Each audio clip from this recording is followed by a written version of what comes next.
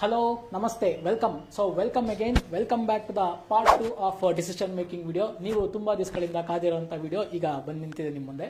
So ಈ session ಅಥವಾ ಈ ವಿಡಿಯೋನ ನಾನು ನಿಮ್ಮ ಮುಂದೆ ಎರಡು ಪಾರ್ಟ್ ಆಗಿ ನಿಮ್ಮ ಮುಂದೆ ಪ್ರೆಸೆಂಟ್ ಮಾಡ್ತೀನಿ. ಎರಡು ವಿಡಿಯೋ ಅಲ್ಲ, ಎರಡು ಪಾರ್ಟ್. ಸೊ ಈ ಸಿನಿಮ್ಯಾಟಿಕ್ ಟರ್ಮ್ಸ್ ಅಲ್ಲಿ ಹೇಳೋದಾಯ್ತು ಅಂದ್ರೆ ಫಸ್ಟ್ ಹಾಫ್ ಸೆಕೆಂಡ್ ಹಾಫ್ ಅಂತ ನೋಡಿ, ಹಾಗೆ ಎರಡು ಹಾಫ್ ಆಗಿ ಎರಡು ಪಾರ್ಟ್ ಆಗಿ ನಿಮ್ಮ ಮುಂದೆ ಪ್ರೆಸೆಂಟ್ ಮಾಡ್ತೀವಿ. ಸೊ ಫಸ್ಟ್ ಪಾರ್ಟ್ ಅಲ್ಲಿ ನಾವು BSc ಬಗ್ಗೆ ಡಿಸ್ಕಸ್ ಮಾಡ್ತೀವಿ. ಸೊ BSc ಯಾವ ಯೂನಿವರ್ಸಿಟಿಯಿಂದ ಬರುತ್ತೆ, ಅದು UGC ಅಪ್ರೂವ್ಡ್, ಗೌರ್ಮೆಂಟ್ ಎಕ್ಸಾಮ್ಸ್ಗಳು ಬರೀಬೋದಾ, total duration of the course, higher education ಮಾಡ್ಬೋದಾ, ಇದೆಲ್ಲ ಡಿಸ್ಕಸ್ ಮಾಡ್ತೀವಿ ಫಸ್ಟ್ ಹಾಫ್ ಅಲ್ಲಿ. ಇನ್ನು ಸೆಕೆಂಡ್ ಹಾಫ್ ಅಲ್ಲಿ AME ಮಾಡಂಗಿದ್ರೆ ಯಾಕೆ AME ವಿತ್ BSc ಮಾಡಬೇಕು, ವಿತೌಟ್ BSc ಮಾಡಿದ್ರೆ ಏನು ಪ್ರಾಬ್ಲಮ್ ಆಗುತ್ತೆ, ಸೊ ಈ BScಗೂ ಬೇರೆ BScಗೂ ಏನು ವ್ಯತ್ಯಾಸ, ಈ BSc ಮುಖಾಂತರ IT ಸೆಕ್ಟರ್ಗೆ ನೀವು ಹೋಗಿ ಕೆಲಸ ಮಾಡ್ಬೋದಾ, ಇದನ್ನ ಡಿಸ್ಕಸ್ ಮಾಡೋಣ. ಇದ್ರ ಜೊತೆಗೆ ನನ್ಗೆ ಯಾವಾಗಲೂ ಕಾಮನ್ ಆಗಿ ಬರುವಂತ ಒಂದು ಕ್ವಶನ್ ಇದೆ, ಇದು ನಿಮಗೂ ಬಂದಿರುತ್ತೆ. ಆ ಕ್ವಶನ್ ಏನು ಅಂದ್ರೆ, what if I don't get a job. ಇದು ಕಾಮನ್ ಆಗಿ ನನಗೂ ನಿಮಗೂ ಯಾವಾಗಲೂ ಬರುವಂಥ ಕ್ವಶನ್ಸು. ನೀವು ಹೋಗಿ ಏನು ಮಾಡ್ತೀರಾ, ಸ್ಟೂಡೆಂಟ್ಸು ಪೇರೆಂಟ್ಸ್ ಹತ್ರ ಹೇಳ್ತೀರಾ, ಅವ್ರು ಹೋಗಿ ಅಕ್ಕಪಕ್ಕದ ಮನೆಯವ್ರ ಹತ್ರನೋ, ಫ್ರೆಂಡ್ಸ್ ಹತ್ರನೋ, ಫ್ಯಾಮಿಲಿ ಮೆಂಬರ್ಸ್ ಹತ್ರನೋ, ರಿಲೇಟಿವ್ಸ್ ಹತ್ರನೋ ಡಿಸ್ಕಸ್ ಮಾಡ್ತಾರೆ. ಆಗ ಏನು ಕೇಳ್ತಾರೆ, what if they don't get a job. ಈ ಕ್ವಶನ್ ನನಗೂ ಕಾಮನ್ ಆಗಿ ಬರುತ್ತೆ. ಸೊ ಈ ಕ್ವಶನ್ಗೆ ನನ್ನ ಕೌಂಟರ್ ಕ್ವಶನ್ ಏನಂತಂದರೆ, so just for the sake of understanding in argument, don't take it personally. So ನನ್ನ ಕ್ವಶನ್ ಏನಂದರೆ, BCIನ BEನ ಮಾಡ್ತೀರಾ ಅಂತ ಇಟ್ಕೊಳ್ಳಿ. ಸೊ ಕ್ಯಾಂಪಸ್ ಇಂಟರ್ವ್ಯೂ ಕೆಲಸ ಸಿಗಲಿಲ್ಲ ಅಂತ ಇಟ್ಕೊಳ್ಳಿ. So what if you don't get a job, ಆಗೇನು ಮಾಡ್ತೀರಾ? ಅದಕ್ಕೆ ನಿಮ್ಮ ಆನ್ಸರ್ ಏನು ಗೊತ್ತಾ, ರೆಡಿಮೇಡ್ ಆನ್ಸರು, ಹೊರಗಡೆ ಹುಡುಕ್ತೀವಿ ಸ್ವಾಮಿ, ನಮಗೆ ಹೊರಗಡೆ ಬೇಕಾದಷ್ಟು IT ಕಂಪ್ನಿಗಳಿದೆ, ಬೇಕಾದಷ್ಟು ಆಪ್ಷನ್ಸ್ಗಳಿದೆ, ಬೇಕಾದಷ್ಟು ಇಂಡಸ್ಟ್ರಿಗಳಿದೆ. IT ಸಾಫ್ಟ್ವೇರ್ ಇಂಡಸ್ಟ್ರಿ, ಸಾಫ್ಟ್ವೇರ್ ಕಂಪ್ನಿಗಳು, ಅದು ಇವತ್ತು ಎಸ್ಪೆಷಲಿ ಬೆಂಗಳೂರಲ್ಲಿ ಒಂದಾ ಎರಡಾ, ಕೈಗೊಂದು ಕಾಲ್ಗೊಂದು ಸಿಗುತ್ತೆ ಇವತ್ತು. ಬೇಕಾದಷ್ಟು ಕಂಪ್ನಿಗಳಿದೆ. ಆ ಥರ ಬೇಕಾದಷ್ಟು ಕಂಪ್ನಿಗಳಲ್ಲಿ ಹೋಗಿ ಹುಡುಕ್ತೀವಿ, ಬೇಕಾದಷ್ಟು ಆಪರ್ಚುನಿಟಿ ಇದೆಯಲ್ಲ, ಆ ಆನ್ಸರು ನಿಮ್ಮದು. ಇದೇ ಆನ್ಸರ್ನ ನಾನು ಕಾಪಿ ಪೇಸ್ಟ್ ಮಾಡ್ತೀನಿ. ಯಾಕಂತಂದರೆ AME ವಿತ್ BSc ಮಾಡಿದ್ರೆ ನಿಮಗೆ, ಸಪೋಸ್ ಅಸ್ಯೂಮ್ ದಟ್ ನಿಮಗೆ, just for the sake of explanation, assume that ನಿಮಗೆ ಕ್ಯಾಂಪಸ್ ಇಂಟರ್ವ್ಯೂ ಕೆಲಸ ಸಿಗಲಿಲ್ಲ ಅಂತ ಇಟ್ಕೊಳ್ಳಿ, ಪ್ರೊವೈಡೆಡ್ ದಟ್ ನೀವು AME ವಿತ್ BSc ಮಾಡಿದ್ರೆ. ಬಟ್ ಡೋಂಟ್ ವರಿ, ಕ್ಯಾಂಪಸ್ ಇಂಟರ್ವ್ಯೂಲಿ 100% ಪ್ಲೇಸ್ಮೆಂಟ್ ಆಗುವಂಥ ಕಾಲೇಜ್ನ ನಾನು ನಿಮ್ಗೆ ಸಜೆಸ್ಟ್ ಮಾಡ್ತೀನಿ. ಅಂಥ high quality first class top ಕಾಲೇಜ್ನ ನಿಮ್ಗೆ ಸಜೆಸ್ಟ್ ಮಾಡ್ತೀನಿ ನಾನು, AMEಗೆ ಅಡ್ಮಿಷನ್ ಹಾಕಿ. That something different. But still just for the sake of argument and understanding, that's assume that ಏನೋ ಒಂದು ವರ್ಸ್ಟ್ ಸರ್ಕಮ್ಸ್ಟೆನ್ಸಸ್ ಅಲ್ಲಿ ನಿಮಗೆ AME ಮಾಡಾದ್ಮೇಲೆ AME ಬೇಸಿಸ್ ಮೇಲೆ ಕೆಲಸ ಸಿಗಲಿಲ್ಲ ಅಂತ ಇಟ್ಕೊಳ್ಳಿ. ಆಗೇನು ಮಾಡೋದು? ಸೊ ಆಗ ನೀವೇ ಹೇಳ್ದಂಗೆ, ಈಗ ಕನ್ವೆನ್ಷನಲ್ ಡಿಗ್ರಿ ಮಾಡಿದವ್ರು ಹೇಗೆ ಬೇರೆ ಕಡೆ ಆಚೆ ಹೋಗಿ IT ಸೆಕ್ಟರ್ ವರ್ಕ್ ಮಾಡ್ತಾರೋ, ಗೌರ್ಮೆಂಟ್ ಎಕ್ಸಾಮ್ ಬರೀತಾರೋ, ಮಲ್ಟಿಪಲ್ ಆಪ್ಷನ್ಸ್ ಇದೆಯೋ, ಅದೇ ಥರ AME ವಿತ್ BSc ಮಾಡಿರೋರು ಕೂಡ ಆಚೆ ಬಂದ ಮೇಲೆ ಮಲ್ಟಿಪಲ್ ಆಪರ್ಚುನಿಟಿ ಇದೆ. ಇಟ್ಸ್ ನಾಟ್ ದಟ್ ನಿಮಗೆ ಕ್ಯಾಂಪಸ್ ಇಂಟರ್ವ್ಯೂ ಕೆಲಸ ಸಿಕ್ತು ಅಂದರೆ ಕೆಲಸ ಸಿಕ್ತು, ಇಲ್ಲ ಅಂದರೆ ಇಲ್ಲ, ಲೈಫ್ ಹೋಯ್ತು, ಹಂಗೆ ಹಿಂಗೆ ಏನೂ ಅಲ್ಲ. ನಿಮಗೂ ಕೂಡ ಕನ್ವೆನ್ಷನಲ್ ಡಿಗ್ರಿ ಹೋಲ್ಡರ್ಸ್ ಥರ ಮಲ್ಟಿಪಲ್ ಆಪರ್ಚುನಿಟಿ ಇರುತ್ತೆ. So it's not that your life going to spoil if you pursue AME. And ನೀವು AME ಪರ್ಸ್ಯೂ ಮಾಡಿದ್ರೆ ಕೆಲಸ ಇದ್ದರೆ ಲೈಫ್ ಸ್ಪಾಯಿಲ್ ಆಗುತ್ತೆ, ಆ ಥರ ಏನು ಅನ್ಕೊಳಕ್ಕೆ ಹೋಗ್ಬಿಡಿ. ನಿಮಗೂ ಕೂಡ ಕನ್ವೆನ್ಷನಲ್ ಡಿಗ್ರಿ ಹೋಲ್ಡರ್ಸ್ ಥರ BCI BE ಮಾಡಿರೋ ಥರ ಮಲ್ಟಿಪಲ್ ಆಪರ್ಚುನಿಟಿ ಇದೆ. ಹೇಗೆ ಏನು ಎತ್ತ ಅಂತ ನಿಮ್ಗೆ ಗೊತ್ತಾಗಬೇಕು ಅಂತಂದರೆ ಈ ಸೆಷನ್ನ ಕಂಪ್ಲೀಟಾಗಿ, ಈ ವಿಡಿಯೋನ ಕಂಪ್ಲೀಟಾಗಿ ಎಲ್ಲೂ ಸ್ಕಿಪ್ ಮಾಡದೆ ನೋಡಬೇಕು. And as I usually say, do not skip any part because everything is important. So without wasting the time, let's get started.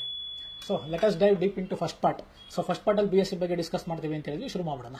So first question, BSc full form ಏನು ಅಂತ ಕೇಳಿದರೆ. So BSc full form bachelor of science. Second question, ಯಾವ ಯೂನಿವರ್ಸಿಟಿಯಿಂದ ಬರುತ್ತೆ? So BSc is awarded by Bengaluru north university. ನೀವು ಕೇಳೋಕ್ಕಿಂತ ಮುಂಚೆನೇ ಹೇಗೇನು ನಾನು ಹೇಳ್ಬಿಡ್ತೀನಿ. So Bengaluru north university autonomous ಅಲ್ಲ, ಪ್ರೈವೇಟು ಅಲ್ಲ, ಡೀಮ್ ಟು ಬಿ ಯೂನಿವರ್ಸಿಟಿನೂ ಅಲ್ಲ, ಮತ್ತು ಇನ್ನೇನು? ಸೊ ಬೆಂಗಳೂರು ನಾರ್ತ್ ಯೂನಿವರ್ಸಿಟಿಯ ಅಡ್ಮಿನಿಸ್ಟ್ರೇಷನ್, ಆಪರೇಷನ್ ಮತ್ತು protocol is controlled, authorized, administrated and monitored by Karnataka state government. ತುಂಬಾ ಸಿಂಪಲ್ ಆಗಿ ಒಂದೇ ಸೆಂಟೆನ್ಸ್ ಅಲ್ಲಿ ಹೇಳೋದಾಯ್ತು ಅಂತಂದ್ರೆ, ಬೆಂಗಳೂರು ನಾರ್ತ್ ಯೂನಿವರ್ಸಿಟಿ ಕರ್ನಾಟಕ ರಾಜ್ಯ ಸರ್ಕಾರ ನಡೆಸ್ತಾ ಇರುವಂತಹ ವಿಶ್ವವಿದ್ಯಾಲಯ. ಅದು ಅಟಾನಮಸ್ ಅಲ್ಲ, ಪ್ರೈವೇಟು ಅಲ್ಲ, ಡೀಪ್ ಟು ಯೂನಿವರ್ಸಿಟಿನೂ ಅಲ್ಲ. ಅಂಡ್ ನೀವು ಭಯ ಪಡ್ಕೊಳ್ಳೋಂಥ ಅವಶ್ಯಕತೆ ಇಲ್ಲ. ನಿಮ್ಗೆ ಅರ್ಥ ಆಗಕ್ಕೆ ಇನ್ನೊಂದಷ್ಟು ಎಕ್ಸಾಂಪಲ್ ಹೇಳ್ಬಿಡ್ತೀನಿ. ಮೈಸೂರು ಯೂನಿವರ್ಸಿಟಿ ಅಟಾನಮಸ್ ಅಲ್ಲ, ಕರ್ನಾಟಕ ಸ್ಟೇಟ್ ಗೌರ್ಮೆಂಟ್ ಕಂಟ್ರೋಲ್ ಇದೆ. ಕುವೆಂಪು ಯೂನಿವರ್ಸಿಟಿ ಅಟಾನಮಸ್ ಅಲ್ಲ, ಕರ್ನಾಟಕ ಸ್ಟೇಟ್ ಗೌರ್ಮೆಂಟ್ ಕಂಟ್ರೋಲ್ ಇದೆ. VTU Visvesvaraya technological university autonomous ಇಲ್ಲ, ಕರ್ನಾಟಕ ಸ್ಟೇಟ್ ಗೌರ್ಮೆಂಟ್ ಕಂಟ್ರೋಲ್ ಇದೆ. ಹಾಗೆ ಬೆಂಗಳೂರು ನಾರ್ತ್ ಯೂನಿವರ್ಸಿಟಿ ಕೂಡ ಕರ್ನಾಟಕ ಸ್ಟೇಟ್ ಗೌರ್ಮೆಂಟ್ ಕಂಟ್ರೋಲ್ ಇದೆ. ಸೊ ಅದು ಅಟಾನಮಸ್ ಅಲ್ಲ, ಪ್ರೈವೇಟ್ ಅಲ್ಲ, ಡೀಮ್ ಟು ಬಿ ಯೂನಿವರ್ಸಿಟಿನೂ ಅಲ್ಲ. ಸೊ ನೀವು ಈಗ ಹೆದರ್ಕೊಳ್ಳೋಂಥ ಅವಶ್ಯಕತೆ ಇಲ್ಲ. ಕೆಲವರು ಪ್ರೈವೇಟ್ ಅಟಾನಮಸ್ ಆದರೆ ಇಲ್ಲೋ ಏನಾಗ್ಬಿಡುತ್ತೆ, ಏನು ಮುಚ್ಚಬಿಟ್ರೆ ಏನು ಪ್ರಾಬ್ಲಮ್, ಈ ಥರ ಎಲ್ಲ ಯೋಚನೆ ಮಾಡಿರ್ತಾರೆ. ಸೊ ಹೆದರ್ಕೊಳ್ಳೋಂಥ ಅವಶ್ಯಕತೆ ಇಲ್ಲ. ಇದು ಕರ್ನಾಟಕ ಸ್ಟೇಟ್ ಗೌರ್ಮೆಂಟ್ ಕಂಟ್ರೋಲ್ ಇದೆ, ಜೆನ್ಯೂನ್ ಆಗಿದೆ. So next question, total duration of the course. ಇದೆಲ್ಲ ನನಗೆ ಸ್ಟೂಡೆಂಟ್ಸು ಪೇರೆಂಟ್ಸ್ ಕಡೆಯಿಂದ ಬಂದಿರುವಂಥ ಕ್ವಶನ್ಸ್. ಸೊ ಈ ಥರ ಕ್ವಶನ್ಸ್ಗೆ ನಾನು ಕ್ಲಾರಿಟಿ ಕೊಟ್ಟಂಗೂ ಆಗುತ್ತೆ, ಈ ಕಡೆ ಆ ಕಡೆ ನಿಮಗೆ ಎಕ್ಸ್ಪ್ಲೈನ್ ಮಾಡ್ದಂಗೂ ಆಗುತ್ತೆ ಅಂತ ಕ್ವಶನ್ ಸಮೇತನೇ ಬಂದ್ಬಿಟ್ಟಿದ್ದೀನಿ. Total duration of the course ಎಷ್ಟು ವರ್ಷ ಅಂತ ಕೇಳಿದ್ದಾರೆ. AME ವಿತ್ BSc ಎರಡು ಸೇರಿಸಿ 3 ವರ್ಷ. ಸೊ ನೀವು ಕೇಳೋಕ್ಕಿಂತ ಮುಂಚೆಗೆ ನಾನೇ ಹೇಳ್ಬಿಡ್ತೀನಿ, 3 ವರ್ಷ ಆದ ನಂತರ ನೀವು ಸ್ಟೂಡೆಂಟ್ ಆಗಿದ್ರೆ ನೀವು, ಅಥವಾ ನಿಮ್ಮ ಮಗಳ ಸ್ಟೂಡೆಂಟ್ ಆಗಿದ್ರೆ ಅವರು ಗ್ರಾಜ್ಯುಯೇಟ್ಸ್ ಅಂದರೆ ಪದವೀಧರರಾಗ್ತಾರೆ. So total 3 years AME with BSc, 3 ವರ್ಷ ಆದ ನಂತರ BSc is a graduation program. So 3 ವರ್ಷ ಆದಮೇಲೆ ಅವರು ಗ್ರಾಜ್ಯುಯೇಟ್ ಪದವೀಧರರಾಗ್ತಾರೆ. ಸೊ ನೆಕ್ಸ್ಟ್ ಕ್ವಶನ್, 4ನೇ ಕ್ವಶನ್, UGC ಅಪ್ರೂವ್ಡ್ ಅಂತ ಹೇಳಿದರೆ. Yes, UGC approved. By the way, what is UGC? UGC ಅಂತಂದ್ರೆ ಯೂನಿವರ್ಸಿಟಿ ಗ್ರಾಂಟ್ಸ್ ಕಮಿಷನ್ ಅಂತ. ಏನು ಯೂನಿವರ್ಸಿಟಿ ಗ್ರಾಂಟ್ಸ್ ಕಮಿಷನ್ ಅಂತಂದ್ರೆ, ಈಗ ಭಾರತ ದೇಶದಲ್ಲಿರೋ ಬ್ಯಾಂಕ್ಗಳಿಗೆ ಒಂದು ಕಮಾಂಡಿಂಗ್ ಅಂಡ್ ರೆಗ್ಯುಲೇಟಿಂಗ್ ಅಥಾರಿಟಿ ಅಂತ ಒಂದು ಅಥಾರಿಟಿ ಇದೆ. ಅದನ್ನ ನಾವು RBI ಅಂದ್ರೆ ರಿಸರ್ವ್ ಬ್ಯಾಂಕ್ ಆಫ್ ಇಂಡಿಯಾ ಅಂತ ಕರಿತೀವಿ. ಸೊ RBI ಅಪ್ರೂವಲ್ ಇಲ್ದಿರೋಂಥ ಬ್ಯಾಂಕಲ್ಲಿ ದುಡ್ಡಿಟ್ರೆ ಅದಕ್ಕೆ ಯಾವುದೇ ಗ್ಯಾರಂಟಿ ಇಲ್ಲ. ಅದೇ ರೀತಿ ಯೂನಿವರ್ಸಿಟಿಗಳಿಗೆ ಒಂದು ರೆಗ್ಯುಲೇಟಿಂಗ್ ಅಂಡ್ ಕಮಾಂಡಿಂಗ್ ಅಥಾರಿಟಿ ಅಂತ ಒಂದು ಅಥಾರಿಟಿ ಇದೆ. ಅದನ್ನ ನಾವು ಯೂನಿವರ್ಸಿಟಿ ಗ್ರಾಂಟ್ಸ್ ಕಮಿಷನ್ ಅಂತ ಕರಿತೀವಿ. ಸೊ ಯಾವುದೇ ನೀವು ಗ್ರಾಜುಯೇಷನ್ ಅಥವಾ ಪೋಸ್ಟ್ ಗ್ರಾಜುಯೇಷನ್ ಕೋರ್ಸಸ್ನ ನೀವು ಮಾಡಬೇಕು ಅಂತಂದ್ರೆ ಆ ಯೂನಿವರ್ಸಿಟಿ UGC ಅಪ್ರೂವಲ್ ಆಗಿರಬೇಕು. ಈಗ ನಿಮ್ ಕ್ವಶನ್ ಏನು ಹಂಗಂದ್ರೆ ಈ BSc ಎಲ್ಲಿಂದ ಬರುತ್ತೆ? Bengaluru north University. Bengaluru north University UGC approved? Yes, it is UGC approved. ಹೇಗೆ ವೆರಿಫೈ ಮಾಡ್ಕೊಳ್ಳೋದು? 2-3 ತರ ವೆರಿಫೈ ಮಾಡಬಹುದು. ಒಂದು, ನೀವು ಕಾಲೇಜಿಗೆ ಬಂದಾಗ ಕೇಳಿ UGC university grants commission approval certificate ತೋರಿಸ್ತೀನಿ. ಎರಡನೇದು, ಆನ್ಲೈನ್ ನಲ್ಲಿ UGC ಪೋರ್ಟಲ್ ಅಲ್ಲಿ ಹೋಗಿ ಚೆಕ್ ಮಾಡ್ಕೋಬಹುದು. ಅದನ್ನ ಹೇಗೆ ಅಂತ ನೀವು ತೋರಿಸ್ತೀನಿ, ನೀವು ಚೆಕ್ ಮಾಡ್ಕೋಬಹುದು. UGC ಪೋರ್ಟಲ್ಗೆ ಹೋಗಿ ಅಲ್ಲಿ ಸ್ಟೇಟ್ ಗೌರ್ಮೆಂಟ್ ಯೂನಿವರ್ಸಿಟಿ ಸೆಲೆಕ್ಟ್ ಮಾಡಿ, ಕರ್ನಾಟಕ ರೀಜನ್ ಸೆಲೆಕ್ಟ್ ಮಾಡಿ, 3ನೇ ರೋ ಅಲ್ಲ 2ನೇ ರೋ ಅಲ್ಲ ಬೆಂಗಳೂರು ನಾರ್ತ್ ಯೂನಿವರ್ಸಿಟಿ ಇರುತ್ತೆ. ಓಕೆ, ಸೊ 4 ಕ್ವಶನ್ಗೆ ಆನ್ಸರ್ ಕೊಟ್ಟಿದ್ದೀನಿ. ಸೊ 4ನೇ ಕ್ವಶನ್ ನ specific answer UGC approved? Yes, it is UGC approved. So 5ನೇ ಕ್ವಶನ್, ಗೌರ್ಮೆಂಟ್ ಎಕ್ಸಾಮ್ ಬರೀಬಹುದಾ ಇದಾದ್ಮೇಲೆ? Yes, you can write any government examination. Again ನೀವು ಕೇಳಕ್ಕಿಂತ ಮುಂಚೆನೇ ನಾ ಹೇಳ್ಬಿಡ್ತೀನಿ, you can write any government examination with example ನಾ ಹೇಳ್ತೀನಿ. Will start from the top. So ಇವತ್ತು ಭಾರತ ದೇಶದಲ್ಲಿರುವಂತಹ ಟಾಪ್ ಗೌರ್ಮೆಂಟ್ ಎಕ್ಸಾಮ್ ಯಾವುದು? ಕೆಲವರು UPSC ಕ್ರ್ಯಾಕ್ ಮಾಡಿ ಸಿವಿಲ್ ಸರ್ವಿಸ್ ಆಗ್ತಾರಲ್ಲ ಅದು ಅನ್ಕೊಂಡ್ಬಿಡ್ತಾರೆ. ಅದಲ್ಲ, ಅದ್ರ ಮೇಲೆ ಒಂದು ಟಾಪ್ ಎಕ್ಸಾಮ್ ಇದೆ, ಅದಕ್ಕಿಂತ ಟಾಪ್ ಅಲ್ಲಿರುವಂತದ್ದು ಒಂದು ಎಕ್ಸಾಮ್ ಇದೆ. ಅದು ಯಾವ್ದು ಗೊತ್ತಾ? ಅದನ್ನ CDS ಅಂದ್ರೆ ಕಂಬೈನ್ಡ್ ಡಿಫೆನ್ಸ್ ಸರ್ವಿಸಸ್ ಅಂತ ಕರೀತಾರೆ. ಏನ್ CDS ಅಂತಂದ್ರೆ ಕಂಬೈನ್ಡ್ ಡಿಫೆನ್ಸ್ ಸರ್ವಿಸಸ್ ಅಂತ. ಏನ್ ಕಂಬೈನ್ಡ್ ಡಿಫೆನ್ಸ್ ಸರ್ವಿಸಸ್ ಅಂತಂದ್ರೆ ಆರ್ಮಿ, ನೇವಿ ಮತ್ತು ಏರ್ ಫೋರ್ಸ್, ಈ 3 ಡಿಫೆನ್ಸ್ ಫೋರ್ಸಸ್ ಅಲ್ಲಿ ನೀವು ಕೆಲಸ ಮಾಡಬೇಕು. ಆಫೀಸರ್ ಪೊಸಿಷನ್ ನಲ್ಲಿ ನೀವು ಕೆಲಸ ಮಾಡಬೇಕು ಅಂತಂದ್ರೆ ಈ 3 ಡಿಫೆನ್ಸ್ ಫೋರ್ಸಸ್ ಗಳು ಆಫೀಸರ್ಸ್ ಪೊಸಿಷನ್ಸ್ಗೆ ಬೇಕಾದಂತಹ ಮ್ಯಾನ್ ಪವರ್ ನ ಈ CDS ಎಕ್ಸಾಮ್ ಮುಖಾಂತರ ಹೈರ್ ಮಾಡ್ತಾರೆ. ಅಂಡ್ ಇನ್ನೊಂದು ಔಟ್ ಆಫ್ ದ ಬಾಕ್ಸ್ ಒಂದು ವಿಚಾರ ಹೇಳ್ತೀನಿ ನಿಮಗೆ. ನಮ್ಮ ದೇಶದಲ್ಲಿ ಅತ್ಯಂತ ಹೈಯೆಸ್ಟ್ ಸ್ಟಾರ್ಟಿಂಗ್ ಸ್ಯಾಲರಿ ತಗೊಳ್ಳುವಂತಹ ಗೌರ್ಮೆಂಟ್ ಜಾಬ್ ಯಾವ್ದು ಗೊತ್ತಾ? Starting salary, I mean to say starting salary, ಅತ್ಯಂತ ಹೈಯೆಸ್ಟ್ ಸ್ಟಾರ್ಟಿಂಗ್ ಸ್ಯಾಲರಿ ಬರುವಂತಹ ಗೌರ್ಮೆಂಟ್ ಜಾಬ್ ಯಾವ್ದು ಗೊತ್ತಾ? ಈ CDS ಎಕ್ಸಾಮ್ ಕ್ರ್ಯಾಕ್ ಮಾಡೋಗಿರ್ತಾರಲ್ಲ ಆ ಆಫೀಸರ್ಸ್ ಇರುತ್ತೆ. ಹೆಚ್ಚು ಕಮ್ಮಿ 1,28,000 ಬರ್ತಾ ಇರುತ್ತೆ, plus all other allowances. So ಈ ಪೊಸಿಷನ್ ನೀವು ಹೋಗಬೇಕು ಅಂದ್ರೆ CDS ಎಕ್ಸಾಮ್ ಬರೀಬೇಕು. ಅಂಡ್ ಈ BSc ಮುಖಾಂತರ ತಾವು CDS ಎಕ್ಸಾಮ್ ನ ಬರೀಬಹುದು. ಈಗ ಈ IAS IPS ಮಾಡಬೇಕು ಅಂತಿದ್ರಲ್ಲ ನೀವು, ಸಿವಿಲ್ ಸರ್ವಿಸ್ ಆಸ್ಪಿರೆಂಟ್ಸ್ ನೋಡ್ಕೊಳ್ಳಿ. You can write UPSC civil service examination also. You can write KPSC examination also. You can write RRB, Railway Recruitment Board, SSC, Staff Selection Commission. You can write IBPS, Bank Examination, PSI, Police Sub Inspector exam ಬರೀಬಹುದು. Then NFL ಅಂತಿದೆ, National Fertilizer Limited ಅಂತ ಅದು ಬರೀಬಹುದು. FCI, Food Corporation of India. ಈ ತರ ಯಾವುದೇ state government, semi government ಮತ್ತೆ central government ಎಕ್ಸಾಮಿನೇಷನ್ಗಳನ್ನ ಈ BSc ಮುಖಾಂತರ ನೀವು ಬರೀಬಹುದು. ಗೊತ್ತಾಯ್ತಾ? So this is 5th question. So ಈ ಗವರ್ಮೆಂಟ್ ಎಕ್ಸಾಮಿನೇಷನ್ ಬಗ್ಗೆ ಹೇಳಬೇಕಾದ್ರೆ ಒಂದು ಸ್ಪೆಸಿಫಿಕ್ ಗವರ್ಮೆಂಟ್ ಎಕ್ಸಾಮ್ ಬಗ್ಗೆ ಹೇಳೋದು ಮರ್ತ್ಬಿಟ್ಟೆ. AFCAT ಅಂತ, AFCAT ಅಂತ. ಈ AFCAT ಬಗ್ಗೆ ನಾವು ಸೆಕೆಂಡ್ ಹಾಫ್ ಅಲ್ಲಿ ಡಿಸ್ಕಸ್ ಮಾಡೋಣ, ನೆನ್ಪಿಟ್ಕೊಂಡಿರಿ. ಓಕೆ, ಸೊ 5th ಕ್ವಶನ್ಗೆ ಸ್ಪೆಸಿಫಿಕ್ ಆನ್ಸರ್ ಏನು? ಎಲ್ಲಾ ಗವರ್ಮೆಂಟ್ ಎಕ್ಸಾಮ್ಗಳನ್ನು ನೀವು ಬರ್ಕೋಬಹುದು. ಸೊ ನೆಕ್ಸ್ಟ್ 6th ಕ್ವಶನ್ ಬಂದ್ಬಿಡೋಣ. 6ನೇ ಕ್ವಶನ್, ಹೈಯರ್ ಎಜುಕೇಶನ್ ಮಾಡಬಹುದಾ ಅಂತ ಕೇಳಿದ್ದಾರೆ. ಸೊ ಈ ಗವರ್ಮೆಂಟ್ ಎಕ್ಸಾಮು, ಈ ಹೈಯರ್ ಎಜುಕೇಶನ್ ಬಗ್ಗೆ ನೀವು ಯಾಕೆ ಕೇಳ್ತಾ ಇದ್ದೀರಾ ಅಂತಂದ್ರೆ, ಇದು ಡಿಗ್ರಿ UGC ಅಪ್ರೂವ್ಡ್ ಮತ್ತೆ ಸೊ ಈ ಡಿಗ್ರಿ ವ್ಯಾಲಿಡಾ ಅಥವಾ ಇದು ಡಿಗ್ರಿನೇನಾ ಅಂತ ತಿಳ್ಕೊಳ್ಳೋಕೆ ಕ್ರಾಸ್ ಕ್ವಶನ್. ಈ ಇಂಗ್ಲಿಷ್ ಅಲ್ಲಿ 2 ಫ್ಯಾಕ್ಟರ್ ಅಥೆಂಟಿಕೇಶನ್ ಅಂತ ನೋಡಿ, ಟೆಕ್ನಿಕಲ್ ಟರ್ಮ್ಸ್ ಅಲ್ಲಿ. ಆತರ ಗವರ್ಮೆಂಟ್ ಎಕ್ಸಾಮ್ ಹೈಯರ್ ಎಜುಕೇಶನ್ ಯಾಕೆ ಕೇಳ್ತಾ ಇದ್ದೀರಾ ಅಂತಂದ್ರೆ 2 ಫ್ಯಾಕ್ಟರ್ ಅಥೆಂಟಿಕೇಶನ್ ಡಬಲ್ ಚೆಕ್ ಮಾಡ್ಕೊಳ್ಳೋಕೋಸ್ಕರ ಕೇಳ್ತಾ ಇದ್ದೀರಾ. Anyhow, as per my part of work I have to answer this question. So higher education ಮಾಡಬಹುದಾ? ಎಸ್, ಮಾಡಬಹುದು. ಏನೇನ್ ಮಾಡಬಹುದು? BSc ಆದ್ಮೇಲೆ MSc ಮಾಡಬಹುದು ಅಥವಾ MBA ಮಾಡಬಹುದು. ಎಲ್ಲಿ ತನಕ ಮಾಡಬಹುದು? ಅಪ್ ಟು PhD ತನಕ ಮಾಡಬಹುದು. ಎಲ್ಲೆಲ್ಲಿ ಮಾಡಬಹುದು? ಐದಾರು ನೀವು ನಮ್ಮ ದೇಶದಲ್ಲೂ ಮಾಡಬಹುದು ಅಥವಾ ಫಾರಿನ್ ಅಲ್ಲೂ ಮಾಡಬಹುದು. ಈಗ ಕೆಲವರಿಗೆ ಗ್ರಾಜುಯೇಷನ್ ನಮ್ಮ ದೇಶದಲ್ಲಿ ಮಾಡ್ತಾರೆ. ಸೊ BSc BE ನಮ್ಮ ದೇಶದಲ್ಲಿ ಮಾಡ್ಕೊಂಡ್ಬಿಡ್ತಾರೆ. ಸೊ ಬೇರೆ ದೇಶಕ್ಕೆ ಹೋಗಿ ಮಾಸ್ಟರ್ಸ್ ಮಾಡಬೇಕು ಅನ್ನೋದು ಒಂದು ಆಕಾಂಕ್ಷೆ ಇರುತ್ತೆ. ಸೊ ಅಂತವ್ರು ಕೇಳಿಸ್ಕೊಳ್ಳಿ, ನಿಮಗೂ ಹೇಳ್ತಾ ಇದ್ದೀನಿ, ಈ BSc ಇಲ್ಲಿ ಮಾಡಾದ್ಮೇಲೆ ನೀವು MSc ಅಥವಾ MBA ನ ಫಾರಿನ್ ಯೂನಿವರ್ಸಿಟೀಸ್ ಗಳಲ್ಲೂ ಮಾಡಬಹುದು, ಅಬ್ರಾಡ್ ಅಲ್ಲಿ, ಅಥವಾ ನಮ್ಮ ದೇಶದಲ್ಲೂ ಮಾಡಬಹುದು. ಯಾಕಂದ್ರೆ ವೆರಿ ಸಿಂಪಲ್ ಕಾನ್ಸೆಪ್ಟ್.